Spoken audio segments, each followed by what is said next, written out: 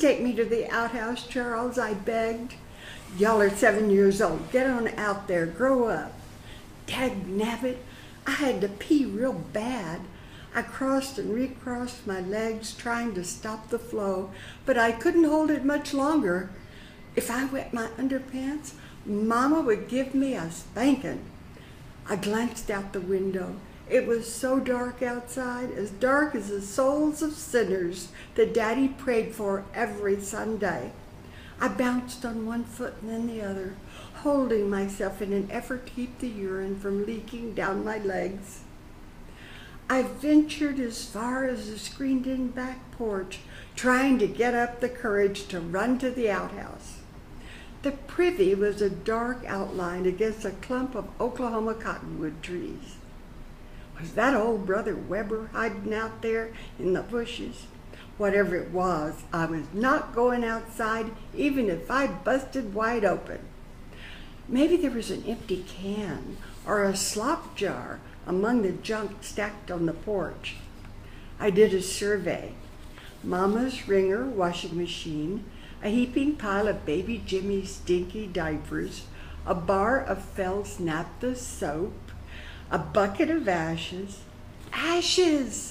in a galvanized bucket that Daddy had scooped out of our heating stove, sitting there on the screened-in porch, waiting for me to pee on them.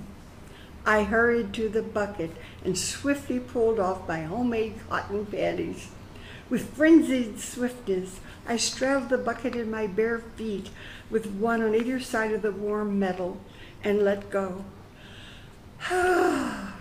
I sighed, discharging a robust stream of urine.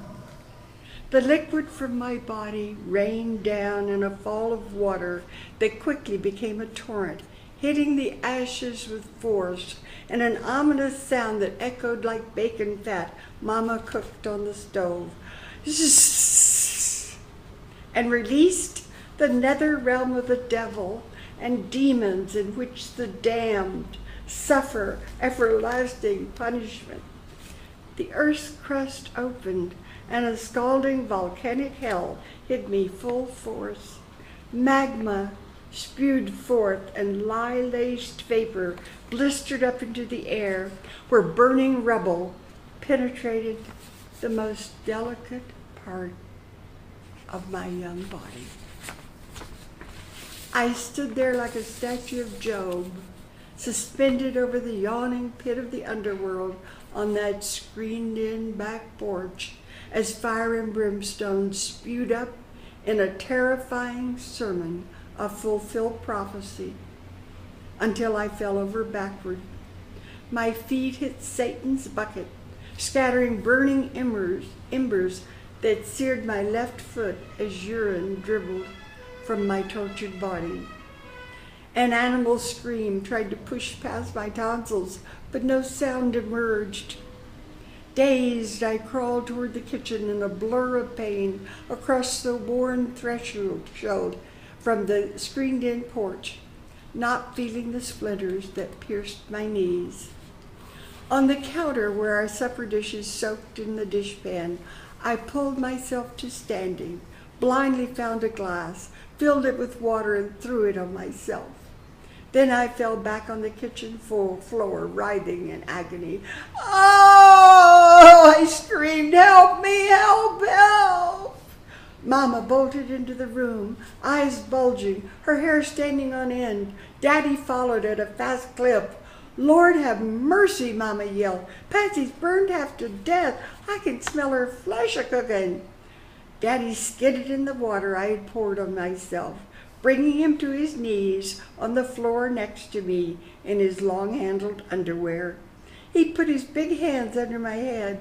"What happened, Patsy Lou?" he asked, reaching for a dish towel with which to cover me. "I had to pee," I whimpered.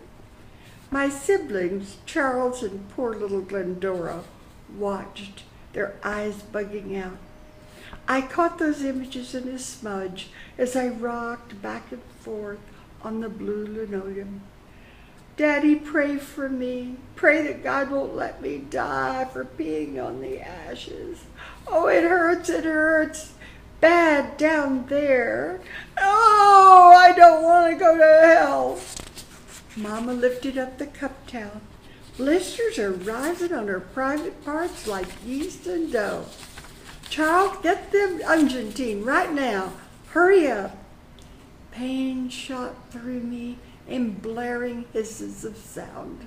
I screamed and screamed until no sound was left in my body. And then I died. I was dead for 3 days.